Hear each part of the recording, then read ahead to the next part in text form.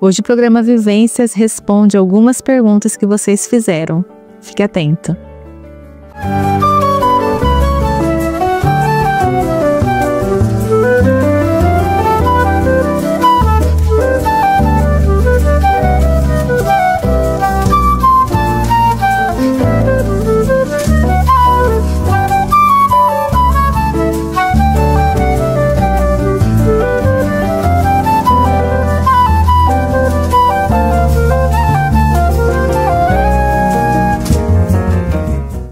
Oi pessoal, tudo bem com vocês? Mais um episódio do programa Vivências aqui na sua TV Canal 4 Marília.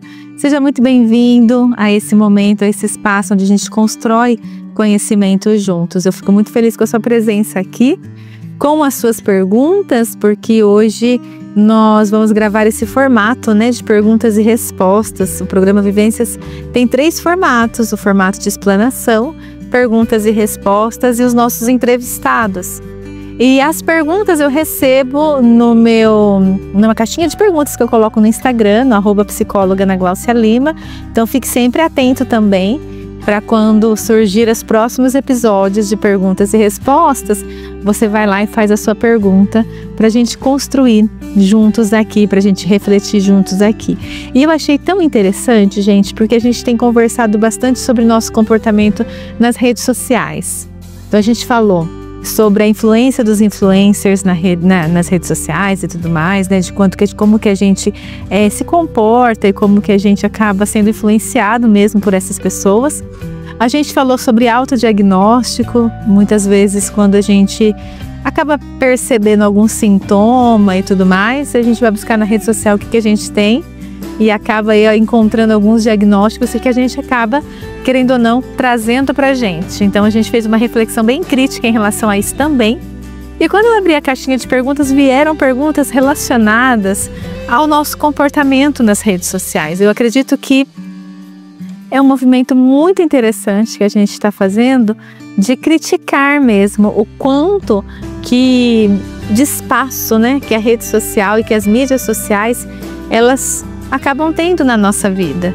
O quanto de influência, o quanto de espaço, isso é super legal da gente refletir mesmo, porque muitos avanços tecnológicos estão acontecendo e isso é extremamente importante, para o nosso desenvolvimento. Entretanto, junto com os avanços, vem alguns pontos de melhorias, em tudo, gente? Seja em rede social, seja na nossa vida pessoal, no nosso trabalho, todos os avanços, com ele vem alguns pontos de melhoria. E talvez a gente precisa olhar para o nosso desenvolvimento e o quanto que a gente muitas vezes está se projetando nas redes sociais e deixando com que as redes sociais nos norteiem em algumas situações. Quando eu digo redes sociais, eu não falo de rede de apoio, eu falo de mídias sociais. Então eu vou tentar trocar para mídias sociais aqui para você entender, tá? E eu selecionei de algumas perguntas, algumas aqui para a gente construir juntos. E a primeira pergunta é: como que o uso excessivo das redes sociais ou das mídias sociais pode afetar a nossa autoestima e o nosso bem-estar emocional?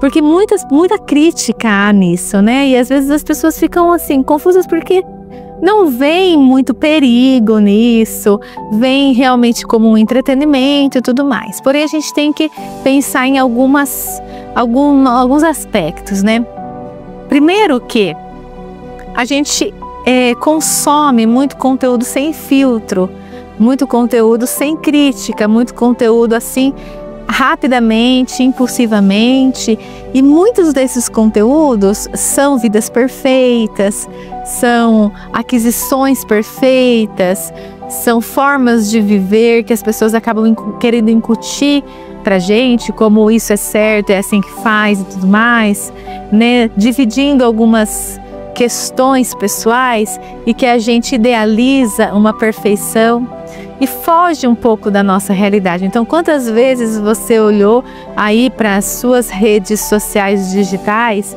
e se perguntou, meu Deus, por que a fulana tem uma vida tão boa assim e eu não?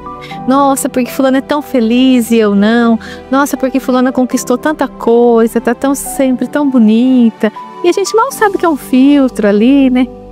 A gente mal sabe que são coisas que ela só posta a parte boa da vida, talvez a parte vida de verdade não posta, né? Então a gente acaba, tem até uma frase que a gente acaba comparando o palco da outra pessoa com o nosso camarim.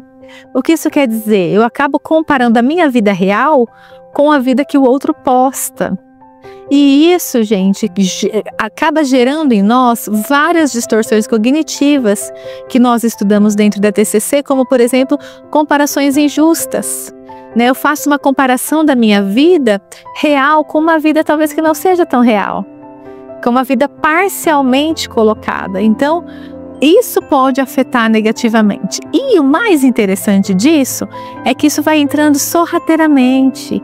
Nós não vamos percebendo naturalmente essas influências. Nós vamos ali consumindo conteúdo, e aí passa 1, 2, 3 horas consumindo conteúdos aleatórios que ficam gravados. Que nós somos influenciados, né? Até maneiras de pensar, forma de agir e tudo mais.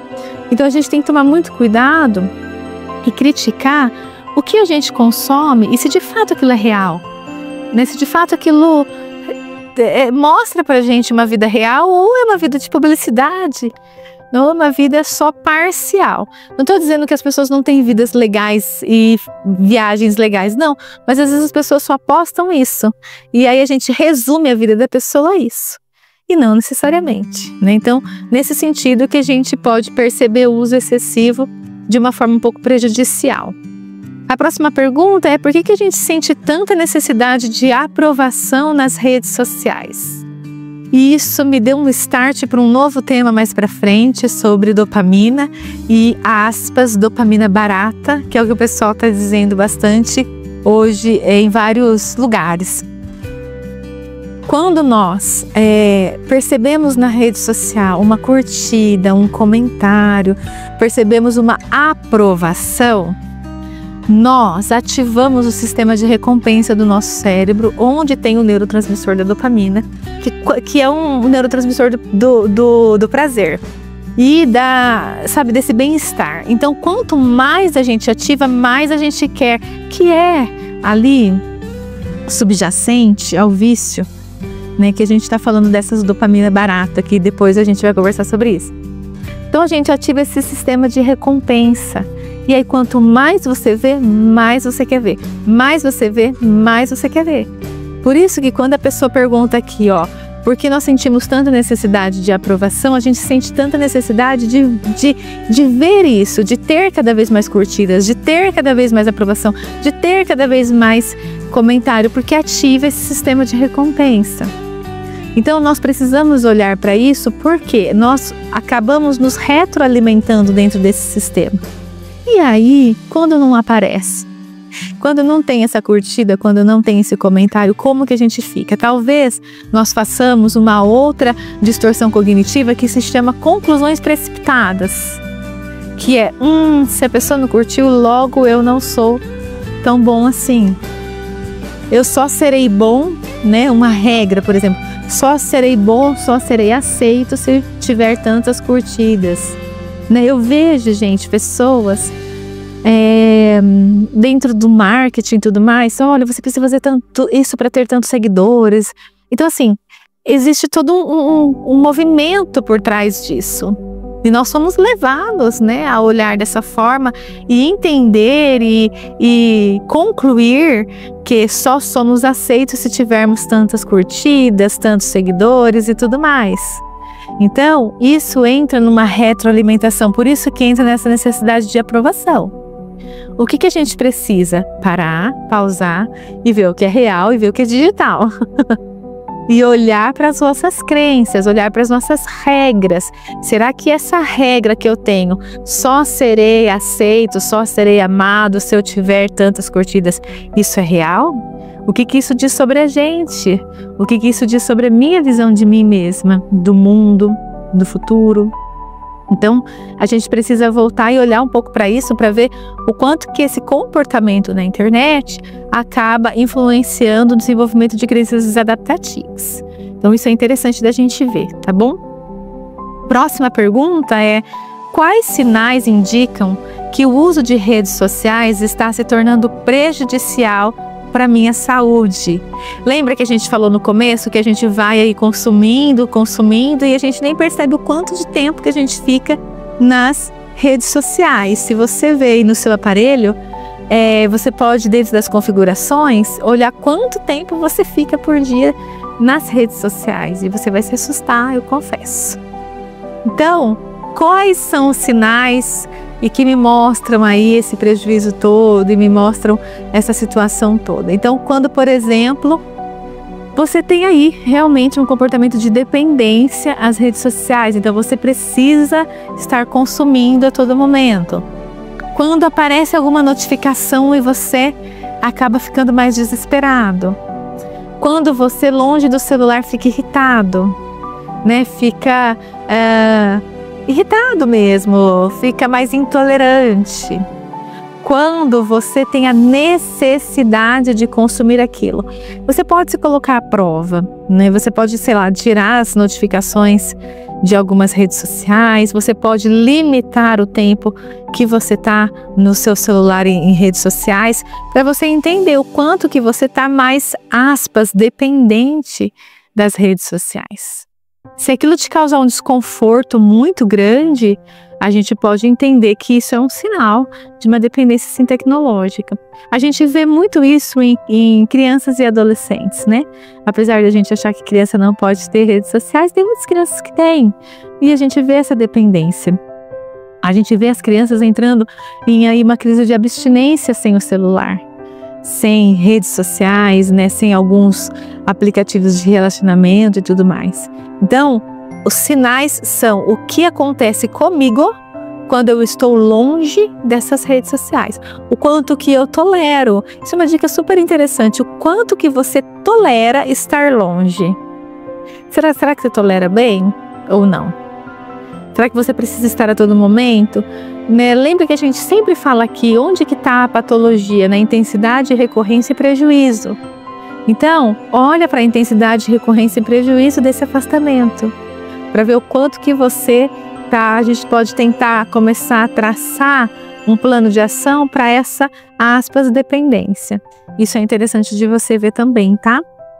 Como nos blindarmos, próxima pergunta, como nos blindarmos emocionalmente e usar a internet de forma saudável? Olha que interessante. Como que a gente faz isso, né? Resposta ouro para todo mundo. Parece que todo mundo quer saber isso mesmo, né? Bom, a gente precisa, para a gente resolver um problema, em primeiro lugar a gente precisa identificar esse problema. Então, se a gente identifica, né, nas perguntas anteriores, que realmente eu tenho uma intolerância muito grande de ficar longe do celular, realmente para mim é extremamente difícil, eu entro assim numa crise de abstinência mesmo, de ficar longe do celular. Quando a gente percebe esse comportamento, é importante da gente pensar assim: o que eu faço fora do celular? Quais são as formas de eu obter prazer sem estar no celular? Quais são os meus hobbies sem estar no celular? Então, tentar é o mesmo pensamento, gente, para dependência emocional. Às vezes não é excluir totalmente, mas é hipotetizar outras coisas. É você colocar outras coisas e outras formas junto com o uso do celular, ou então junto com a dependência que você tem. Então, se você só vê uma forma de descanso e uma forma de prazer estando no celular, a gente tem que colocar aí mais 3 formas, né? Mais 3 estratégias. Então, ler um livro, fazer uma caminhada, conversar com alguém, pintar, algumas formas que entrem paralelamente ao uso do celular. Por que a gente faz isso? Porque a gente diminui percentualmente o uso do celular para sua distração, para o seu entretenimento. Então, uma forma da gente se blindar e usar de forma mais saudável é a gente colocando outras atividades também, além de você só ficar ali rolando feed. Outra possibilidade também é o que você consome. dar uma olhada no que você consome. E tem muito conteúdo legal, gente. Tem muito conteúdo legal. Então, olhar para os conteúdos que você consome e começar a consumir conteúdos que estão de acordo com os seus valores. Conteúdos que te levam a um pensamento crítico, conteúdos mais saudáveis, inclusive, né? Conteúdos que mexam assim com você de uma forma saudável e não mexam com suas distorções cognitivas, crenças desadaptativas. Então, isso também é uma outra forma de você utilizar a internet e as redes sociais de forma saudável. Também a gente utiliza não só para entretenimento, né, gente? Então, aprender a usar a internet, a inteligência artificial também para crescimento, para estudo, para outras coisas, para informação, para conhecimento. Então, não só para entretenimento. Então, entender que a gente pode usar para diversas coisas. E principalmente, gente, sair um pouco e investir em atividades fora de telas. Isso vai te ajudar bastante a se blindar, tá? E como última pergunta, tem a dica para os pais, né? Por favor, dicas para os pais com os filhos, aspas, viciados na internet. É muito complicado isso porque é uma geração que nasceu no digital, né? Como que a gente tira o digital de uma geração que nasceu no digital? Tem como a gente fazer isso, né? A gente pode limitar através de supervisão, monitoramento, de conversas, de outras opções de entretenimento, principalmente a nossa presença, né? Porque a gente só consegue monitorar e supervisionar aquilo que a gente está presente. Aquilo que a gente não está presente, a gente não consegue. Então, essa conversa um pouco mais aberta, mais fluida, com o seu filho aí dentro da idade dele, é extremamente importante. Tentar entender o que seu filho consome, o que chama a atenção do seu filho, por que aquele conteúdo chama a atenção do seu filho, tentar entender o padrão de funcionamento do seu filho, padrão de pensamento, padrão de comportamento, para que a gente consiga tentar colocar outras atividades para ele também. Não adianta a gente virar e falar assim, sai desse celular e ponto. Nós precisamos ajudar. Por quê, gente? Porque a criança e o adolescente, eles estão em fase de amadurecimento, não conseguem tomar atitudes importantes próprias por si só. Nós precisamos ajudá-los nesse sentido, a gente precisa ser apoio. E a gente entra num outro problema. O problema do nosso tempo, o problema do nosso exemplo, né? Eu já vi muitas situações de sai desse celular, mas eu tô no celular. Né? Para, não pode gritar, mas eu grito. Não faça isso, mas eu faço.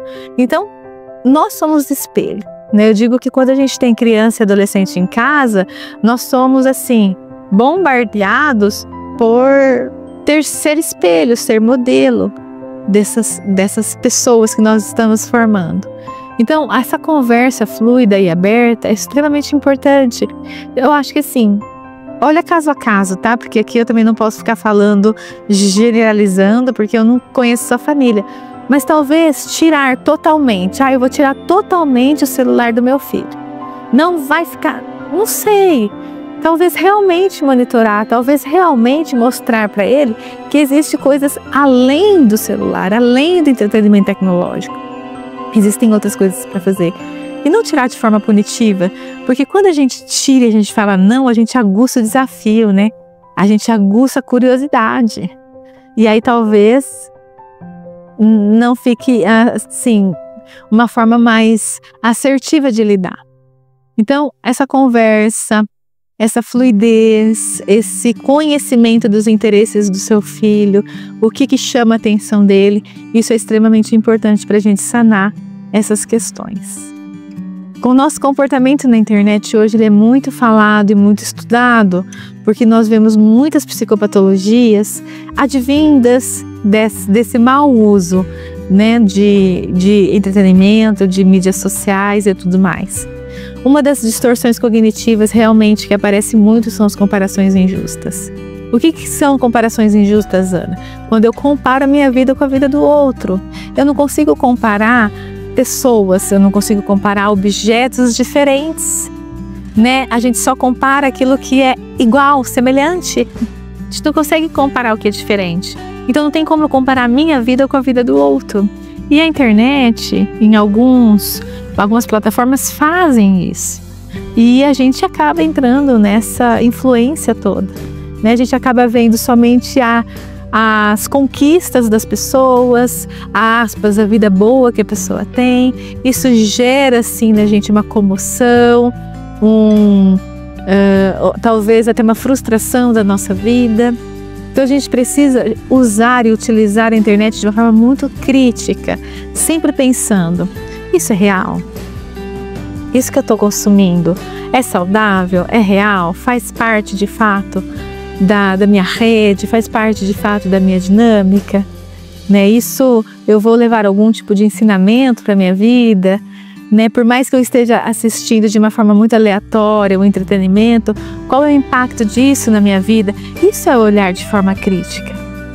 Isso é a gente blindar, blindagem nada mais é do que você deixar entrar ou não algumas coisas. Né? Pensa num carro blindado, não é? Então isso é blindar, porque todos nós, pessoal, todos nós estamos sujeitos às influências. Todos nós temos aí um pontinho da nossa personalidade ou da nossa vida que acaba assim sendo influenciado, que a gente chama aí de tendão de Aquiles. Todo mundo tem. E a gente precisa olhar para isso, para que essa comparação, essa conclusão precipitada, esses e sis, né? Outra distorção que a gente vê muito é a ampliação e minimização. Todas essas distorções cognitivas, que são erros de pensamento, que a gente tem sem evidência, tudo isso acaba gerando em nós muito desconforto e acaba gerando em nós uma visão deturpada das coisas. Eu vou comprar tal coisa porque tal influencer disse que é bom. Você sabe o quanto esse influencer está ganhando para falar que aquilo é bom? Você sabe se esse influencer usa aquilo? Entende? Então a gente precisa pensar muito criticamente. O avanço da tecnologia e aí o avanço da IA, da inteligência artificial, a gente tem que tomar muito cuidado, né? Porque o que é real, o que não é real.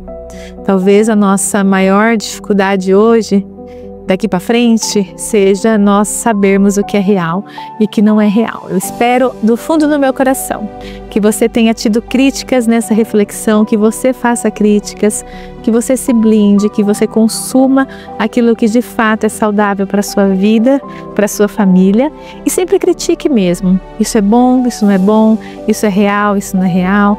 O que mais eu posso fazer além de ficar deitado na minha cama mexendo no meu celular? Quais outras atividades eu posso fazer? Resgate atividades. Isso eu falo para você e falo para mim, né? De resgate tempos, resgate atividades para fazer que não seja somente na tecnologia. Nós temos o conceito do ócio criativo, que é nós descansarmos fazendo algo diferente, né? Dando espaço para nossa mente criar algo diferente. Espero que você reflita, que você fique bem. E a gente se vê no próximo episódio do programa Vivências, sempre aqui com você, sempre um tema novo, e também você pode deixar, tanto aqui na TV, quanto nas minhas redes sociais, @psicóloga_ana_glaucia_lima, suas sugestões de temas para a gente discutir e para a gente crescer junto, tá bom? Fique bem e a gente se vê. Até mais!